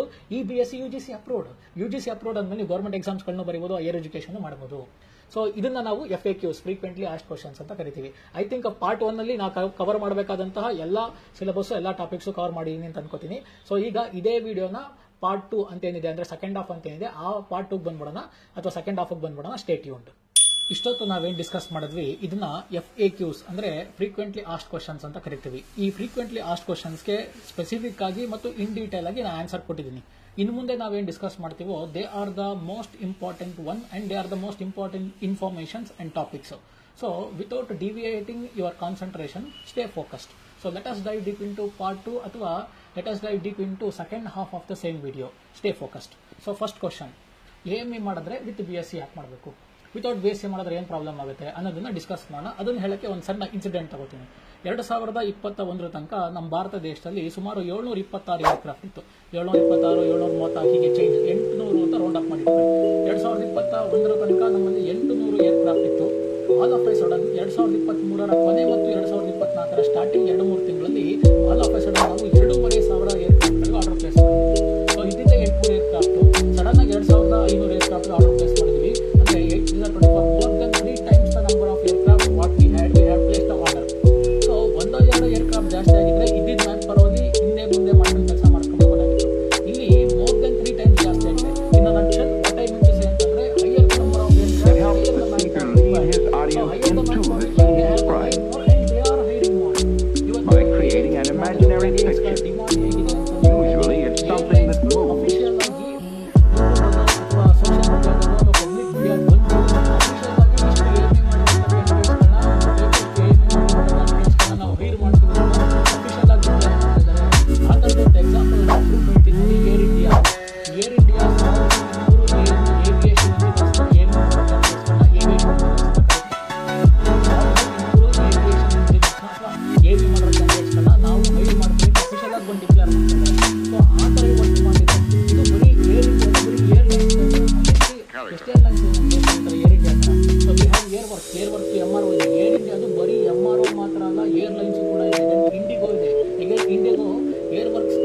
MRO ಜೊತೆಗೆ ಇಂಡಿಯಾದ ಅವ್ರದ್ದು ಏರ್ಲೈನ್ಸ್ ಕೂಡ ಇದೆ. ದೆನ್ ಏರ್ ಏಷ್ಯಾ ಇದೆ, ದೆನ್ ಎಕ್ಸ್ಪ್ರೆಸ್ ಏರ್ವೇಸ್ ಇದೆ, then we have Deccan Charters ಇದೆ. ಈ ಥರ ಸುಮಾರು ಏರ್ಲೈನ್ಸ್ಗಳಿದೆ. ಏರ್ಲೈನ್ಸ್ಗಳಲ್ಲಿ ಪಾರ್ಟ್ ಒನ್ ನಾವು ಡಿಸ್ಕಸ್ ಮಾಡಿದ್ದೀವಲ್ಲ, ಯಾವುದಾದ್ರೆ ಆ software industry, manufacturing sectors, then MRO ಅದನ್ನೆಲ್ಲ ಸಪೋರ್ಟಿಂಗ್ ಇಂಡಸ್ಟ್ರಿ ಅಂತ ಹೇಳ್ತಾರೆ. ಆ ಥರ ಸಪೋರ್ಟಿಂಗ್ ಇಂಡಸ್ಟ್ರಿ ನೋಡೋದಾದ್ರೆ ವಿ ಹ್ಯಾವ್ ಬ್ಲೂಮ್ ಡಾರ್ಟ್ ಇದೆ, then supporting industry HCL software industry ಇದೆ, ಟೆಕ್ನಾಲಜಿ ಕಂಪನಿ ಇದೆ, ದೆನ್ ವಿಪ್ರೋ ಇದೆ, then again Tata Advanced Solutions, Tata Advanced Stuff, they work on the aircraft. You can Google it, Tata Advanced ಇದೆಲ್ಲ supporting industries ಅಂತ ಕರೀತಾರೆ. ಬರೀ airlines ಅಲ್ಲೇ ಬರೀ ಅದು ಟಾಟಾ ಬರೀ ಏರ್ ಇಂಡಿಯಾದಲ್ಲೇ 1200 ಅಂತಂದ್ರೆ ಮಿಕ್ಕಿದ ಏರ್ಲೈನ್ಸ್ಗಳಲ್ಲಿ ಎಷ್ಟು, ಮಿಕ್ಕಿದ ಸಪೋರ್ಟಿಂಗ್ ಇಂಡಸ್ಟ್ರಿಗಳಲ್ಲಿ ಎಷ್ಟು ವೇಕೆನ್ಸಿ ಜನರೇಟ್ ಆಗೋದು. ಇನ್ನು ನಕ್ಷಲ್ what I mean to say ಅಂತ ಹೇಳ್ತೀನಿ ನೋಡಿ. ಇವತ್ತು ಇನ್ನು ಮುಂದೆ ಏಮಿ ಮಾಡೋಂಥ ಕ್ಯಾಂಡಿಡೇಟ್ಸ್ಗಳು ಜಾಬ್ಲೆಸ್ ಆಗಿ ಅನ್ಎಂಪ್ಲಾಯ್ಡ್ ಆಗಿ ಮನೇಲಿ ಕೂತ್ಕೊಳ್ಳೋ ಚಾನ್ಸಸ್ ಇಲ್ಲವೇ ಇಲ್ಲ. ಕೆಲಸ ಏಮಿ ಮಾಡಿರೋ ಕ್ಯಾಂಡಿಡೇಟ್ಸ್ಗಳಿಗೆ ಕೆಲಸ ತುಂಬ ಸುಲಭವಾಗಿ ಸಿಕ್ಬಿಡುತ್ತೆ. ಕೆಲಸ ಏನೋ ತುಂಬ ಸುಲಭವಾಗಿ ಸಿಕ್ತು. ಆ್ಯಂಡ್ ಬೇರೆ ಎಲ್ಲ ಇಂಡಸ್ಟ್ರಿಯಲ್ಲಿ ಇರೋ ಥರ ಇದೇ ಇಂಡಸ್ಟ್ರಿಲಿ increments are purely based on performances. ಇಡೀ ವರ್ಷದಲ್ಲಿ ನಿಮ್ಗೆ ಹೇಗೆ ಪರ್ಫಾರ್ಮೆನ್ಸ್ ಕೊಟ್ಟಿರ್ತಾರೋ ಅದ್ರ ಮೇಲ್ಗಡೆ ಇನ್ಕ್ರಿಮೆಂಟ್ ಕೊಡ್ತಾನೆ. ಕೆಲಸ ಸುಲಭವಾಗಿ ಸಿಕ್ತು, ಇನ್ಕ್ರಿಮೆಂಟ್ ಪ್ರತಿ ವರ್ಷ ನಿಮ್ಮ ಪರ್ಫಾರ್ಮೆನ್ಸ್ ಬೇಸಿಸ್ ಮೇಲೆ ಇನ್ಕ್ರಿಮೆಂಟ್ ಆಗ್ತಾ ಇರುತ್ತೆ. ಇವೆರಡಾದರೆ ಸಾಕಾ? ಒಂದೇ ಒಂದು ಇಂಪಾರ್ಟೆಂಟ್ ಪಾಯಿಂಟ್ ಮಿಸ್ಸಿಂಗ್ ಇದೆ. ಯಾವ್ದು ಹೇಳಿ ನೋಡೋಣ? ಹಾಂ, ಮದುವೆನಾ? ಮದುವೆ ಇಲ್ಲ ರೀ, ಮದುವೆ ನಿಮ್ಮ ಪರ್ಸ್ನಲ್ಲು. ನಾನು ಹೇಳ್ತಾ ಇರೋದು ಟೆಕ್ನಿಕಲ್ ಪಾಯಿಂಟು. ಯಾವ್ದು ಹೇಳಿ ನೋಡೋಣ technical point? Promotion and change of position. ಕೆಲಸ ಸಿಗೋ ತನಕ ಕೆಲಸದ ಯೋಚನೆ, ಕೆಲಸ ಸಿಕ್ಕಾದ್ಮೇಲೆ ಹೈಯರ್ ಪ್ರಮೋಷನ್ಸ್ಗೆ, ಹೈಯರ್ ಗ್ರೇಡ್ಸ್ಗೆ ಸ್ಟೆಪ್ ಅಪ್ ಆಗಿ ಜಂಪ್ ಆಗೋ ಯೋಚನೆ. ಆಗಲೇ ನಾವು ಇಂಟ್ರಡಕ್ಟರಿ ಸೆಷನ್ ನಾವು ಡಿಸ್ಕಸ್ ಮಾಡ್ದಂಗೆ aim is a uniform based white collar job.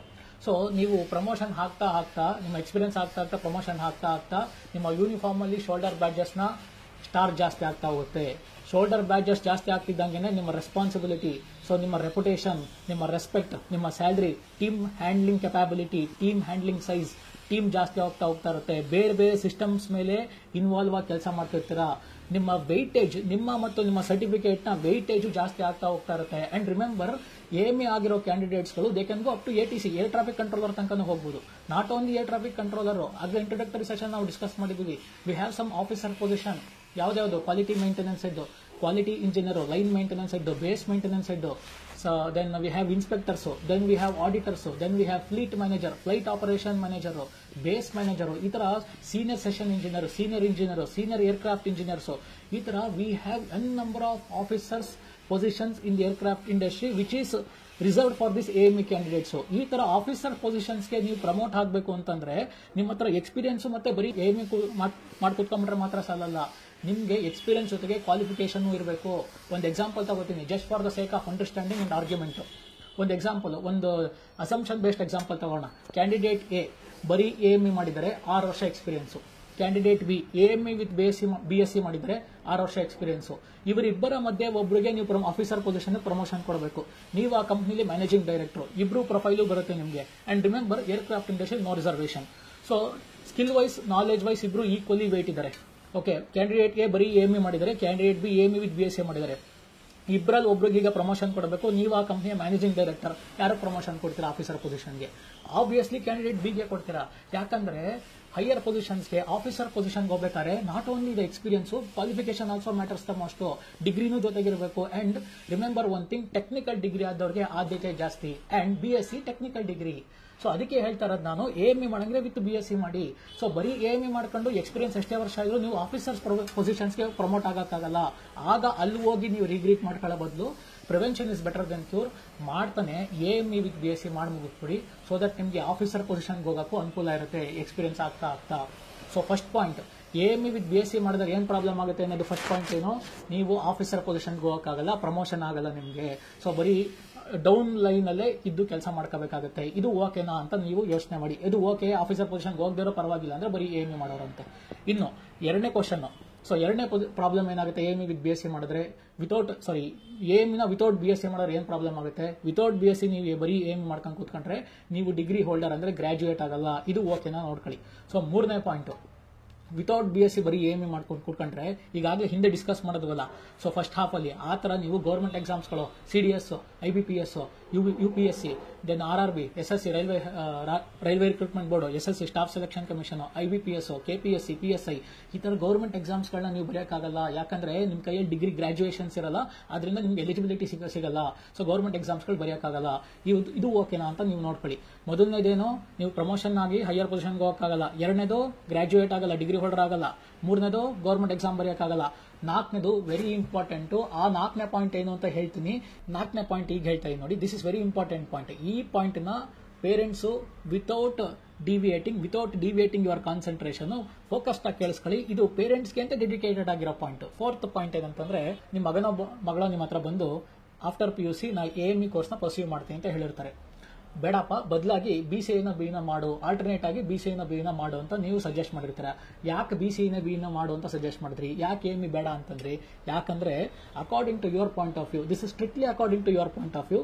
ನಿಮ್ಮ ಪ್ರಕಾರ, ನಿಮ್ಮ ನಾಲೆಜ್ ಪ್ರಕಾರ, ನಿಮ್ಮ ಅಸಂಪ್ಷನ್ ಪ್ರಕಾರ ನೀವೇನ್ ಅನ್ಕೋತಾ ಇದ್ದೀರಾ ಅಂತಂದ್ರೆ, AME ಪರ್ಸ್ಯೂ ಮಾಡಿದ್ರೆ ಬರೀ ಏರ್ಕ್ರಾಫ್ಟ್ ಇಂಡಸ್ಟ್ರಿಲಿ, ಏರ್ಲೈನ್ಸ್ಗಳಲ್ಲಿ, ಅದಕ್ಕೆ ಅಸೋಸಿಯೇಟ್ ಆಗಿರೋ ಇಂಡಸ್ಟ್ರಿಗಳಲ್ಲಿ, ಅದಕ್ಕೆ ಅಸೋಸಿಯೇಟ್ ಆಗಿರೋ ಸೆಕ್ಟರ್ಗಳಲ್ಲಿ ಮಾತ್ರ ಕೆಲಸ ಮಾಡ್ಬೋದು. ಆದ್ರೆ BCA B ಮಾಡಿದ್ರೆ IT ಸೆಕ್ಟರ್ ಅಲ್ಲಿ ಕೆಲಸ ಮಾಡಬಹುದು. ಇವತ್ತು IT ಸೆಕ್ಟರ್ ಬೂಮಿಂಗ್ ಅಲ್ಲಿದೆ, ಎಸ್ಪೆಷಲಿ ಆರ್ಟಿಫಿಷಿಯಲ್ ಇಂಟೆಲಿಜೆನ್ಸಿ ಬೂಮಿಂಗ್ ಅಲ್ಲಿದೆ. Bengaluru being A startup capital, ಬೇಕಾದಷ್ಟು ವೇಕೆನ್ಸಿಗಳು ಜನರೇಟ್ ಆಗುತ್ತೆ. ಸೊ BCA B ಮಾಡಿದ್ರೆ ನಿಮಗೆ ಮಲ್ಟಿಪಲ್ ಆಪರ್ಚುನಿಟಿ ಇರುತ್ತೆ. ಆದ್ರೆ AME ಮಾಡಿದ್ರೆ ಮಲ್ಟಿಪಲ್ ಆಪರ್ಚುನಿಟಿ ಇರಲ್ಲ, ಒಂದು ಲಿಮಿಟೆಡ್ ಆಪರ್ಚುನಿಟಿ ಅಂತ ನೀವು ಅನ್ಕೋತಾ ಇದ್ದೀರಾ. ಅದಕ್ಕೋಸ್ಕರ ನೀವೇನ್ ಮಾಡ್ತಾ ಇರೋ, BCA B ಮಾಡು ಅಂತ ಸಜೆಸ್ಟ್ ಮಾಡ್ತಾ ಇದ್ದೀರಾ. But I am very sorry to say, ನಿಮ್ಮ ಅಸಂಪ್ಷನ್ಸ್, ನಿಮ್ಮ ನಾಲೆಜ್ ಮತ್ತೆ ನಿಮ್ಮ ವ್ಯೂ ಪಾಯಿಂಟ್ ಕಂಪ್ಲೀಟ್ಲಿ ರಾಂಗ್. ಯಾಕಂತಂದ್ರೆ ನೀವು AME ಬರೀ AME ಅಂತ ನೋಡ್ತಾ ಇದ್ದೀರಾ. ನಾನು AME ವಿತ್ BSc ಅಂತ ಎಕ್ಸ್ಪ್ಲೇನ್ ಮಾಡ್ತಾ ಇದ್ದೀನಿ. So in a nutshell what I mean to say ಅಂತಂದ್ರೆ, ನಿಮ್ಮ ವ್ಯೂ ಪಾಯಿಂಟ್ ಏನಿದೆ ಅದನ್ನ ಸ್ವಲ್ಪ ಆಲ್ಟರ್ ಮಾಡ್ಕೊಳ್ಳಿ. ಇದನ್ನ ನಮ್ಮಮ್ಮ ತುಂಬಾ ಚೆನ್ನಾಗಿ ಹೇಳೋರು. ಜೀವನದಲ್ಲಿ ಬರೀ ಸರ್ಕಮ್ಸ್ಟೆನ್ಸ್ ಅಂತ ಮಾತ್ರ ಇರುತ್ತಂತೆ. ಆ ಸರ್ಕಮ್ಸ್ಟೆನ್ಸಸ್ ಪ್ರಾಬ್ಲಮ್ಯಾಟಿಕ್ ಸರ್ಕಮ್ಸ್ಟೆನ್ಸಸ್ ಅಥವಾ ನಾನ್ ಪ್ರಾಬ್ಲಮ್ಯಾಟಿಕ್ ಸರ್ಕಮ್ಸ್ಟೆನ್ಸಸ್ ಅನ್ನೋದು ನಮ್ಮ ವ್ಯೂ ಪಾಯಿಂಟ್, ನಾವು ಅದನ್ನು ಹೇಗೆ ನೋಡ್ತೀವಿ ಅನ್ನೋ ವ್ಯೂ ಪಾಯಿಂಟ್ ಮೇಲೆ ನಿಂತಿರುತ್ತಂತೆ. ನಿಮಗೆ AME ಅನ್ನೋದು ಒಂದು ಲಿಮಿಟೆಡ್ ಆಪರ್ಚುನಿಟಿ ಅಂತ ಕಾಣಿಸ್ತಾ ಇದೆ. ಯಾಕೆಂದ್ರೆ ನೀವು ಬರೀ AME ನೋಡ್ತಾ ಇದ್ದೀರಾ. ನಾನು ಎಕ್ಸ್ಪ್ಲೇನ್ ಮಾಡ್ಬೇಕಾದ್ರೆ ಸ್ಟಾರ್ಟಿಂಗ್ ಇಂದ ಹೇಳ್ತಾ ಇದ್ದೀನಿ, AME is a dual certificate course, AME with BSc. So ನೋಡ್ಬೇಕಾದ್ರೆ ನೀವು ಲೆಫ್ಟ್ ಸೈಡ್ ಅಲ್ಲಿರೋ AME ಅಲ್ಲದೆ ರೈಟ್ ಸೈಡ್ ಅಲ್ಲಿರೋ BSc ನೋಡಬೇಕು. ಯಾಕಂದ್ರೆ AME is a dual certificate course. ನಾನು ಏನ್ ಹೇಳಕ್ ಹೋಗ್ತೇನೆ ತುಂಬಾ ಸಿಂಪಲ್ ಆಗಿ ಅಂತಂದ್ರೆ, AME ವಿತ್ BSc ಕೆಲವ್ರಿಗೆ ಅರ್ಥ ಆಯ್ತು, ಈಗ ಇನ್ ಕೆಲವ್ರಿಗೆ ಅರ್ಥ ಆಗಿಲ್ಲ. ಓಕೆ, ಡೋಂಟ್ ವರಿ, ನಾನು ಅದನ್ನ ಅರ್ಥ ಮಾಡಿಸ್ತೀನಿ, ತುಂಬಾ ಸಿಂಪಲ್ ಆಗಿ ಅರ್ಥ ಮಾಡಿಸ್ತೀನಿ. So AME is a dual certificate course, AME with BSc. ಹೌದಾ? ಸೊ ಆಗ್ಲೇ ನಾವು ಡಿಸ್ಕಸ್ ಮಾಡ್ದಂಗೆ ಟೋಟಲ್ ಎಷ್ಟು ವರ್ಷ ಕೋರ್ಸು? 3 years. ಹೌದಾ? ಸೊ 3 ವರ್ಷ ಆದ್ಮೇಲೆ BSc ಡಿಗ್ರಿ ಸರ್ಟಿಫಿಕೇಟ್ ನಿಮ್ಮ ಮಗಳ ಹತ್ರನೋ ಅಥವಾ ನ್ಯೂ ಸ್ಟೂಡೆಂಟ್ ಆಗಿರೋ ನಿಮ್ಮ ಹತ್ರನೇ ಇರುತ್ತೆ. ಸೊ ಈ BSc ಸರ್ಟಿಫಿಕೇಟ್ನ ಇಟ್ಕೊಂಡು ಕರೆಕ್ಟಾಗಿ ಕೇಳಿಸ್ಕೊಳ್ಳಿ. ಈ BSc ಸರ್ಟಿಫಿಕೇಟ್ನ ಇಟ್ಕೊಂಡು ನೀವು ನ್ಯೂ ಸ್ಟೂಡೆಂಟ್ ಆಗಿರೋ ನೀವು ಅಥವಾ ನಿಮ್ಮ ಮಗಳ ಸ್ಟೂಡೆಂಟ್ ಆಗಿದ್ರೆ ಅವರು IT ಸೆಕ್ಟರ್ಗೆ ಅಥವಾ ಸಾಫ್ಟ್ವೇರ್ ಇಂಡಸ್ಟ್ರಿಗೆ ಎಂಟ್ರಿ ಆಗಿ ಸಾಫ್ಟ್ವೇರ್ ಇಂಜಿನಿಯರ್ ಆಗಿ ಅಥವಾ ಟೆಕೀಸ್ ಆಗಿ artificial intelligence, cyber security, digital marketing ಈ ತರ ಪ್ಲಾಟ್ಫಾರ್ಮ್ಸ್ಗಳ ಮೇಲೆ ಕೆಲಸ ಮಾಡೋಕೆ ಶುರು ಮಾಡಬಹುದು. ಅಂಡ್ ಈ ತರ IT ಸೆಕ್ಟರ್ ಅಲ್ಲಿ ಅವರು ಕರಿಯರ್ನ ಬಿಲ್ಡ್ ಮಾಡ್ಕೊಳ್ಳೋಕೆ ಶುರು ಮಾಡಬಹುದು. ಈ ತರ IT ಸೆಕ್ಟರ್ ಅಲ್ಲಿ ವರ್ಕ್ ಮಾಡೋಕೆ ಶುರು ಮಾಡಬಹುದು. ಯಾಕಂದ್ರೆ BSc artificial intelligence and cyber security, digital marketing ಈ ತರ IT ಸೆಕ್ಟರ್ಗೆ ರಿಲೇಟೆಡ್ ಆಗಿರೋ ಕಾನ್ಸೆಪ್ಟ್ ಬಗ್ಗೆ ಅವರು ಓದ್ತಾರೆ. ಅಂಡ್ ಅದಕ್ಕೆ ಪಾಠ ಮಾಡಬೇಕು ಅಂತ PhD ಹೋಲ್ಡರ್ಸ್ಗಳು ಬಂದು ಲೆಕ್ಚರರ್ಸ್ ಪಾಠ ಮಾಡ್ತಾರೆ ಕಾಲೇಜಲ್ಲಿ. ಬರೀ IT ಸೆಕ್ಟರ್ ಮಾತ್ರ ಅಲ್ಲ, after completion of BSc, AME with BSc ಅಂತಂದ್ರೆ unless and until I say it's AME with BSc, and AME ಅಂತಂದ್ರು AME ವಿತ್ BSc ಅಂತಾನೆ ಹೇಳ್ತಾ ಇದೀನಿ, until and unless I say only AME. So AME with basic 3 years course duration complete ಮಾಡೋದು ನಿಮ್ಮ ಕೈಯಲ್ಲಿ BSc certificate ಇರುತ್ತೆ. ಈ BSc certificate ಇಟ್ಕೊಂಡು ನೀವು ಡೈರೆಕ್ಟ್ ಆಗಿ IT ಸೆಕ್ಟರ್ಗೆ ಎಂಟ್ರಿ ಆಗ್ಬೋದು. ನಾಟ್ ಓನ್ಲಿ IT ಸೆಕ್ಟರ್, ನೀವು supply chain and logistic management ಅಂತ ಒಂದು ಸೆಕ್ಟರ್ ಇದೆ, ಆ ಸೆಕ್ಟರ್ಗೂ ಎಂಟ್ರಿ ಆಗ್ಬೋದು, ಫಿನಾನ್ಷಿಯಲ್ ಸೆಕ್ಟರ್ಗೂ ಎಂಟ್ರಿ ಆಗ್ಬೋದು, ದೆನ್ ಮಾರ್ಕೆಟಿಂಗ್ ಸೆಕ್ಟರ್ಗೂ ಎಂಟ್ರಿ ಆಗ್ಬೋದು, ದೆನ್ ಬ್ಯಾಂಕಿಂಗ್ ಸೆಕ್ಟರ್ಗೂ ಎಂಟ್ರಿ ಆಗ್ಬೋದು. ಅಂಡ್ ಯೋಗಾಸನ ಅಂಡ್ ಫಿಟ್ನೆಸ್, ಇದನ್ನ ಹೆಲ್ತ್ ಅಂಡ್ ವೆಲ್ನೆಸ್ ಇಂಡಸ್ಟ್ರಿ ಅಂತ ಕರೀತಾರೆ, ಆ ಯೋಗಾಸನ ಅಂಡ್ ಫಿಟ್ನೆಸ್ ಸೆಕ್ಟರ್ಗೂ ಎಂಟ್ರಿ ಆಗ್ಬೋದು. ಅಂಡ್ ಗೌರ್ಮೆಂಟ್ ಜಾಬ್ಸ್ಗಳು ಬರಬಹುದು. ಈ ತರ ಮಲ್ಟಿಪಲ್ ಆಪರ್ಚುನಿಟಿ, ಮಲ್ಟಿಪಲ್ ಆಪ್ಷನ್ಸ್ ಇದೆ, ಪ್ರೊವೈಡೆಡ್ ದಟ್ ನೀವು AME ವಿತ್ BSc ಮಾಡಿದ್ರೆ. ವಿತೌಟ್ BSc ಮಾಡಿದ್ರೆ ಇಲ್ಲ. ಅಂಡ್ ನೀವು AME ನ ಬರೀ AME ಅಂತ ನೋಡ್ತಾ ಇದ್ದೀರಾ, ಅಂಡ್ ನಾನು AME ವಿತ್ BSc ಅಂತ ಎಕ್ಸ್ಪ್ಲೈನ್ ಮಾಡ್ತಾ ಇದ್ದೀನಿ. ಯಾಕಂದ್ರೆ AME is a dual certificate course, AME with BSc. So ಈಗ ಅರ್ಥ ಆಯ್ತಾ ನಿಮ್ಗೆ ಯಾಕೆ AME ಮಾಡ್ಬೇಕಾದ್ರೆ ವಿತ್ BSc ಮಾಡಬೇಕು ಅಂತ. ವಿತೌಟ್ BSc ಮಾಡಿದ್ರೆ ಏನು ಮೇಜರ್ ಪ್ರಾಬ್ಲಮ್ ಆಗುತ್ತೆ ಅಂತ ಗೊತ್ತಾಯ್ತಾ? ನಿಮಗೆ ಮಲ್ಟಿಪಲ್ ಆಪ್ಷನ್ಸ್ ಇರಲ್ಲ, ಅದು ಒಂದು. ಸೊ IT ಸೆಕ್ಟರ್ ವರ್ಕ್ ಮಾಡೋಕ್ಕಾಗಲ್ಲ, ಅದು 2. ಮೂರನೇ ಡಿಗ್ರಿ ಸರ್ಟಿಫಿಕೇಟ್ ಸಿಗಲ್ಲ, 3. ನಾಲ್ಕನೇದು ಗ್ರಾಜುಯೇಟ್ ಆಗೋಕ್ಕಾಗಲ್ಲ, ಅದು. ಇನ್ನೊಂದು ನಿಮ್ದೊಂದು ಕ್ವಶನ್ ಇತ್ತಲ್ಲ, ಅದು what if I don't get a job. What if I don't get a job ಅಂತ ಸ್ಟಾರ್ಟಿಂಗ್ ಅಲ್ಲಿ ಡಿಸ್ಕಸ್ ಮಾಡಿದೀನಿ, ನೆನಪಿದ್ಯಾ? So what if I don't get a job ಅಂತ ಕೇಳೋರ್ಗೂ ಕೂಡ ಈಗ ಆನ್ಸರ್ ಸಿಕ್ತು ಅಂತ ಅನ್ಕೋತೀನಿ. So what if I don't get a job ಅಂತ ಕೇಳೋರ್ಗೆ ಆನ್ಸರ್ ಸಿಗ್ತಾ ನಿಮಗೆ. So after completion of AME with BSc, not only the aircraft industry, you will be equally entertained in to any other sectors and any other industry. And ಇನ್ನೊಂದು ನೆನ್ಪಿಟ್ಕೊಳ್ಳಿ, BSc certificate ಬರೋದು ನಿಮಗೆ Bengaluru north ಯೂನಿವರ್ಸಿಟಿಯಿಂದ. ಈ Bengaluru north ಯೂನಿವರ್ಸಿಟಿಯ all India ranking AIR 72. And ಇದು Karnataka state government ನಡೆಸ್ತಾ ಇರುವಂತ ಯೂನಿವರ್ಸಿಟಿ, ಅಟಾನಮಸ್ ಅಲ್ಲ, ಪ್ರೈವೇಟ್ ಅಲ್ಲ. ಎಲ್ಲೂ ಯಾವ ಆಂಗಲ್ ಅಲ್ಲೂ ಯಾವ ಡಿಗ್ರಿಲೂ ನಿಮಗೆ ವ್ಯಾಲ್ಯೂ ಕಮ್ಮಿ ಆಗಲ್ಲ. ಇದನ್ನ ನೆನ್ಪಿಟ್ಕೊಂಡಿರಿ. Got the point? So 4 point ನಾವು ಡಿಸ್ಕಸ್ ಮಾಡಿ ಮುಗಿಸಿದ್ವಿ. ಈ 4ನೇ ಪಾಯಿಂಟ್ ಇದೆಯಲ್ಲ, ಅದೇ ಮೇಜರ್ ಪಾಯಿಂಟ್. ನಿಮ್ಮ ಅನೇಕ ಕ್ವಶನ್ಸ್ ಗಳಿಗೆ ಕ್ಲಾರಿಟಿ ಕೊಟ್ಟಿರುತ್ತೆ 4ನೇ point. Okay. And what if I don't get a job ಅನ್ನೋ ಪ್ರಾಬ್ಲಮ್ಗೂ ಅನ್ನೋ ಕ್ವಶನ್ಸ್ಗೂ ಕ್ಲಾರಿಟಿ ಕೊಟ್ಟಿರುತ್ತೆ. ಈಗ 5ನೇ ಪಾಯಿಂಟ್ ಡಿಸ್ಕಸ್ ಮಾಡೋಣ. ಅಂದ್ರೆ AME ವಿತ್ BSc ಮಾಡದೇ ಇದ್ರೆ ಏನಾಗುತ್ತೆ ಅನ್ನೋ 5ನೇ ಏನಾಗುತ್ತೆ ಅನ್ನೋ ಪಾಯಿಂಟ್. ಸೊ 5th ಪಾಯಿಂಟ್ ಏನಂದ್ರೆ AFCAT. ಸೊ AFCAT ಬಗ್ಗೆ ನಾವು ಡಿಸ್ಕಸ್ ಮಾಡೋಣ ಅಂತ ಹೇಳಿದ್ರಿ, ಅದನ್ನು ಡಿಸ್ಕಸ್ ಮಾಡ್ತಾ ಇದೀವಿ ಈಗ. ಸೊ AFCAT ಅಂದ್ರೆ air force common admission test ಅಂತ. ಈ air force common admission test ನ ನೀವು ಬರೆದು ಕ್ಲಿಯರ್ ಮಾಡಿದ್ರೆ ಭಾರತೀಯ ವಾಯುಸೇನೆ, ಇಂಡಿಯನ್ ಏರ್ ಫೋರ್ಸ್ ಅಲ್ಲಿ ನೀವು ಏರ್ಕ್ರಾಫ್ಟ್ ನ ಸರ್ಟಿಫೈ ಮಾಡಿ ಅದ್ರ ಮೇಲೆ ವರ್ಕ್ ಮಾಡುವಂತಹ ಏರ್ಕ್ರಾಫ್ಟ್ ಇಂಜಿನಿಯರ್ ಆಗ್ಬೋದು, ಅಥವಾ ಅದನ್ನ ಫ್ಲೈ ಮಾಡುವಂತಹ ಏರ್ಕ್ರಾಫ್ಟ್ ನ ಫ್ಲೈ ಮಾಡುವಂತಹ ಪೈಲಟ್ ಆಗ್ಬೋದು. ಸೊ ಅಂಡ್ ಏರ್ಕ್ರಾಫ್ಟ್ ಅಂದ್ರೆ ತಿಳ್ಕೊಳ್ಳಿ, it's a technical name. So aircraft ಅಂದ್ರೆ ಏರೋಪ್ಲೇನ್ ಬರುತ್ತೆ, ಹೆಲಿಕಾಪ್ಟರ್ ಬರುತ್ತೆ, ಫೈಟರ್ ಫೈಟ್ಸ್ಗಳು ಬರುತ್ತೆ. So it's a technical name given to all these 3 kinds of aircrafts. So ಈ AFCAT examination it's a very specific and important examination that you peoples, that is AME with BSc ಮಾಡುವಂತ ಸ್ಟೂಡೆಂಟ್ಸ್ಗಳು, ಕ್ಯಾಂಡಿಡೇಟ್ಸ್ಗಳು ಇದನ್ನ ಗಮನದಲ್ಲಿ ಇಟ್ಕೋಬೇಕು. This is the most important examination and most specific examination. ಯಾಕೆ AFCAT ನ ಇಷ್ಟೊಂದು ಇಂಪಾರ್ಟೆಂಟ್, ಸ್ಪೆಸಿಫಿಕ್ ಅಂತ ಹೈಲೈಟ್ ಮಾಡಿ ಹೇಳ್ತಾ ಇದ್ದೀನಿ ಅಂತ ಹೇಳಕ್ಕೆ 4 ಇಂಪಾರ್ಟೆಂಟ್ ಪಾಯಿಂಟ್ಸ್ಗಳಿದೆ. ಅದ್ರ ಬಗ್ಗೆ ಈಗ ಹೇಳ್ತಾ ಕೂತ್ಕೊಂಡ್ರೆ ಏನಾಗ್ಬಿಡುತ್ತೆ, ಈಗಾಗಲೇ 25-30 ನಿಮಿಷ ಆಗಿರುತ್ತೆ ವಿಡಿಯೋ, ಅದ್ರ ಮೇಲೆ ಇನ್ನೊಂದು 25-30 ನಿಮಿಷ, ಟೋಟಲ್ 1 hour ಆಗ್ಬಿಡುತ್ತೆ. ಈಗೆಲ್ಲ ಶಾರ್ಟ್ ರೀಲ್ಸ್ಗಳು within 1 second, 1 minute, within 1 minute 2 minutesಗೆ ಮುಗಿತಾ ಇದೆ. ಸೊ 35-40 minutes ವಿಡಿಯೋನೇ ನೋಡೋರು ಕೆಲವು ಸಲ ಸ್ಕಿಪ್ ಮಾಡ್ಬಿಡ್ತಾರೆ. ಅಂತವ್ರ ನಮ್ದು 60 ನಿಮಿಷ 1 hour ವಿಡಿಯೋ ಹಾಕ್ಬಿಟ್ರೆ ನಮಸ್ಕಾರ ಅಂತ ಅಲ್ಲೇ ಕೈ ಮುಗಿದ್ಬಿಟ್ಟು ಇರ್ತಾರೆ. ಸೊ ಅದಕ್ಕೆ ಏನ್ ಮಾಡ್ಬಿಡೋಣ ಅಂತಂದ್ರೆ, in order to avoid the complexity of time, ಹಾಗಂತ ಅಂದ್ಬಿಟ್ಟು ನಾನು ಇನ್ಫಾರ್ಮೇಶನ್ ಕಟ್ ಮಾಡಕ್ ಹೋಗಲ್ಲ, don't worry. So information cut ಮಾಡಂಗ್ ಆಗ್ಬಾರ್ದು, ಹಾಗಂತ ನಿಮ್ಮ ಟೈಮ್ ಜಾಸ್ತಿ ಕಿಲ್ ಮಾಡಂಗ್ ಆಗ್ಬಾರ್ದು. ವಿನ್ ಸಿಚುಯೇಷನ್ ಏನ್ ಮಾಡ್ಬಿಡೋಣ ಅಂತಂದ್ರೆ, ಇಂಪಾರ್ಟೆನ್ಸ್ ಆಫ್ ಎನ್ AFCAT ನ ಇಂಪಾರ್ಟೆನ್ಸ್ ಏನು ಅನ್ನೋದನ್ನ, importance of N aircraft engineer ಅಂತ ಒಂದು ವಿಡಿಯೋ ಅಪ್ಲೋಡ್ ಮಾಡ್ತೀನಿ ಅಂತ ಹೇಳಿದ್ದೆ, ನೆನಪಿದೆ ನಿಮಗೆ? ಸೊ ಆ ವಿಡಿಯೋ ಅಲ್ಲಿ AFCAT ನ ಯಾಕೆ ಇಷ್ಟೊಂದು ಹೈಲೈಟ್ ಮಾಡ್ತಾ ಇದ್ದೀನಿ ಅನ್ನೋದನ್ನ, ಅದಕ್ಕೆ ಬೇಕಾದಂತ 4 ಪಾಯಿಂಟ್ಸ್ ನ ಇನ್ ಡೀಟೈಲ್ ಆಗಿ ಆ ವಿಡಿಯೋದಲ್ಲಿ ನಾವು ಡಿಸ್ಕಸ್ ಮಾಡೋಣ. ಸೊ ಚಾನಲ್ ನ ಸಬ್ಸ್ಕ್ರೈಬ್ ಮಾಡ್ಕೊಂಡಿರಿ. So we will get back to that video, we will get back to you with that video as soon as possible in front of you. Upload ಆದ ತಕ್ಷಣ ನಿಮಗೆ ನೋಟಿಫಿಕೇಶನ್ ಬರುತ್ತೆ. Channel subscribe ಮಾಡ್ಕೊಂಡಿರಿ.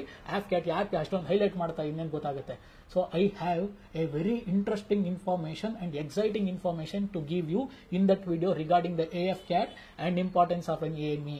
ಯಾವುದೇ ಕಾರಣಕ್ಕೂ ಆ video miss ಮಾಡ್ಕೊಂಬಿಡಿ, ಯಾಕಂದ್ರೆ ಅದ್ರಲ್ಲಿ ನಿಮಗೆ ಕೆಲವು ಎಕ್ಸೈಟಿಂಗ್ ಪಾಯಿಂಟ್ಸ್ಗಳೆಲ್ಲ ಗೊತ್ತಾಗುತ್ತೆ. So let us get back to the. So ಈಗ ಗೊತ್ತಾಯ್ತಾ ನಿಮಗೆ AME ವಿತ್ BSc ಮಾಡಿದ್ರೆ ಮಲ್ಟಿಪಲ್ ಅಡ್ವಾಂಟೇಜಸ್ ಎಷ್ಟು ಮಲ್ಟಿಪಲ್ ಅಡ್ವಾಂಟೇಜ್ ಇರುತ್ತೆ ಅಂತ. ಇದು ಒಂದು. ಯಾಕೆ ವಿತ್ BSc ಮಾಡಬೇಕು ಅಂತ ಗೊತ್ತಾಯ್ತಾ, ಇದು 2. ಅಂಡ್ 3ನೇದು, ಈ ವಿಡಿಯೋನ ಯಾಕೆ ಡಿಸಿಷನ್ ಮೇಕಿಂಗ್ ವಿಡಿಯೋ ಅಂತ ಹೆಡ್ಡಿಂಗ್ ಮಾಡಿದ್ದೀನಿ, ಅಥವಾ ಯಾಕೆ ಡಿಸಿಷನ್ ಮೇಕಿಂಗ್ ವಿಡಿಯೋ ಅಂತ ಈ ವಿಡಿಯೋಗೆ ನೇಮ್ ಮಾಡಿದ್ದೀನಿ ಅಂತ ಗೊತ್ತಾಯ್ತಾ. ಸೊ ಇದನ್ನೆಲ್ಲ ಕೇಳ್ಬಿಟ್ಟು ಕೆಲವರು ಏನ್ ಕೇಳ್ತಾರೆ ಅಂತಂದ್ರೆ, ಸರ್ ಈ IT ಸಾಫ್ಟ್ವೇರ್ ಇಂಡಸ್ಟ್ರಿಗೆ ಎಂಟ್ರಿ ಆಗಕ್ಕೆ ಅಥವಾ IT ಸೆಕ್ಟರ್ಗೆ ಎಂಟ್ರಿ ಆಗಕ್ಕೆ ನಾವು AMEಗೆ ಯಾಕೆ ಬರಬೇಕು, ನಾವು BCನ ಮಾಡ್ಬೋದಲ್ಲ ಅಂತ ಕೇಳ್ತಾರೆ. ಆ ತರ ಕ್ವಶನ್ ಕೇಳೋರಿಗೆ ನಂದೊಂದು ಕೌಂಟರ್ ಕ್ವಶನ್ ಇದೆ. ಇದು ನಿಮಗೂ ಬಂದಿರುತ್ತೆ ಸಾಮಾನ್ಯವಾಗಿ, ಹಾಗಾಗಿ ನಮಗೂ ಬರುತ್ತೆ.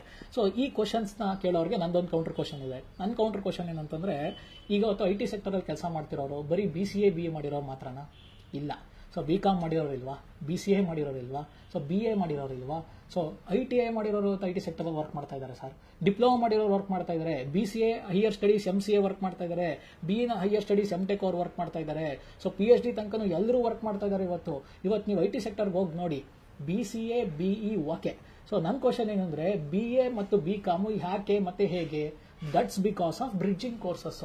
ಸೊ ಇವತ್ತು ನೀವು IT ಸೆಕ್ಟರ್ಗೆ ಹೋಗಿ ನೋಡಿದ್ರೆ BCA BE ಮಾಡಿರೋರ್ಗಿಂತ 100 ಜನ IT ಸೆಕ್ಟರ್ ಅಲ್ಲಿ ಎಂಪ್ಲಾಯಿ ಅಂತಿದ್ರೆ ಆ 100 ಜನದಲ್ಲಿ 60 ಜನ BCom BCA ಈ ITI ಡಿಪ್ಲೊಮಾ PUC ಈ ತರ ಮಾಡಿರೋರೇ ಎಂಟ್ರಿ ಆಗಿರ್ತಾರೆ. ಜಾಬ್ ರಿಲೇಟೆಡ್ ಕೋರ್ಸ್ ಮಾಡಿರೋ, ಜಾಬ್ ಓರಿಯೆಂಟೆಡ್ ಕೋರ್ಸ್ ಮಾಡಿರೋರು ಎಂಟ್ರಿ ಆಗಿರ್ತಾರೆ. ಬಿಟ್ರೆ BCA ಮತ್ತೆ BE ಮಾಡಿರೋರು ತುಂಬಾ ಕಮ್ಮಿ ಇರ್ತಾರೆ. ಬೇಕಾದ್ರೆ ನೀವು ಹೋಗಿ ಅಬ್ಸರ್ವ್ ಮಾಡಿ IT ಸೆಕ್ಟರ್ ಅಲ್ಲಿ. ಇದು ನಾನು ಸುಮಾರು ಕ್ಯಾಂಡಿಡೇಟ್ಸ್ ಗಳ ಹತ್ರ ಕೇಳಿದ್ದೀನಿ. ಸೊ ಯಾಕೆ BCA BCom ಮತ್ತೆ BBA ಮಾಡಿರೋರು, BA ಮಾಡಿರೋರು, ಡಿಪ್ಲೊಮಾ ಮಾಡಿರೋರು, ITI ಮಾಡಿರೋರು ಅದೇ ವರ್ಕ್ ಮಾಡ್ತಾ ಇದಾರೆ?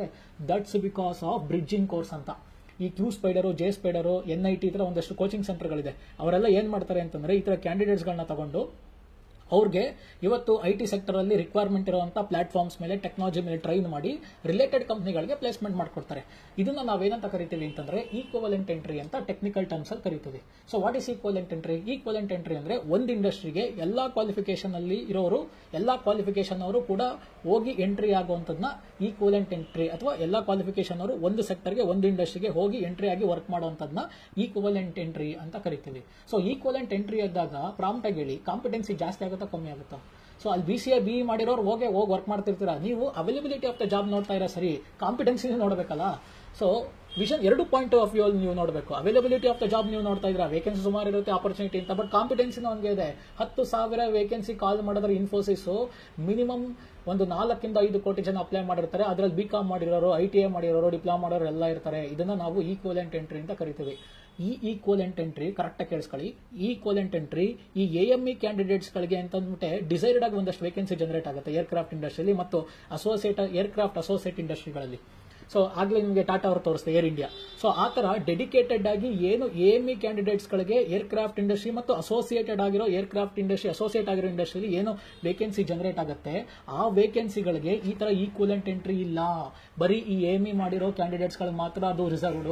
ಅಕಸ್ಮಾತ್ ಬೇರೆಯವ್ರನ್ನೆಲ್ಲರನ್ನೂ ಸೇರಿಸ್ಕೊಂಡು ತಗೊಂಡು ಕೆಲಸ ಮಾಡಿಸಬಹುದು ಅನ್ನಂಗಾಗಿದ್ರೆ ಆ ಹಿಂದಕ್ಕೆ ಒಂದು ಪ್ರೂಫ್ ಕೊಟ್ಟಿದ್ದ ನಿಮಗೆ ಏರ್ ಇಂಡಿಯಾ. ಅಲ್ಲಿಗೆ ಬರ್ತೀನಿ. ಏರ್ ಇಂಡಿಯಾದ ಅಬ್ಸರ್ವ್ ಮಾಡಿ, ಸ್ಕ್ರೀನ್ ಡಿಸ್ಪ್ಲೇ ಮಾಡ್ತೀನಿ ನಾನು.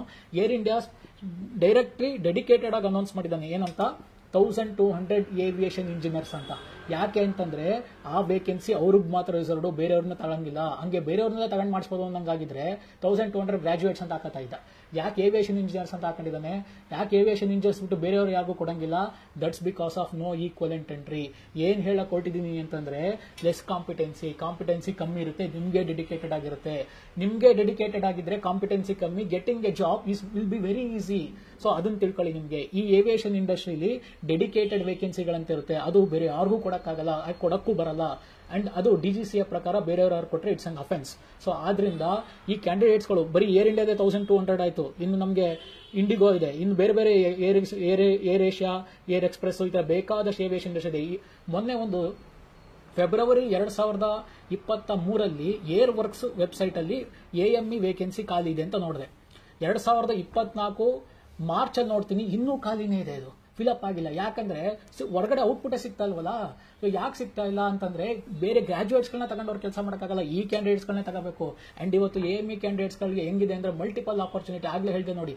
ಸೊ ಆ ತರ ಪಬ್ಲಿಕ್ಗೆ ಬಂದು ಅನೌನ್ಸ್ಮೆಂಟ್ ಮಾಡ್ತಾ ಇದ್ದಾರೆ, ಇವತ್ತು ಇಷ್ಟು ವೇಕೆನ್ಸಿ ನಾವು ತಗೋತಾ ಇದೀವಿ ಅಂತ, ಇಷ್ಟು ಕ್ಯಾಂಡಿಡೇಟ್ಸ್ಗಳು AME ಮುಗಿಸಿರೋ ಕ್ಯಾಂಡಿಡೇಟ್ಸ್ಗಳನ್ನ ನಾವು ತಗೋತೀವಿ ಅಂತ ಮಲ್ಟಿಪಲ್ ಆಪರ್ಚುನಿಟಿ ಸಿಗ್ತಾ ಇದೆ.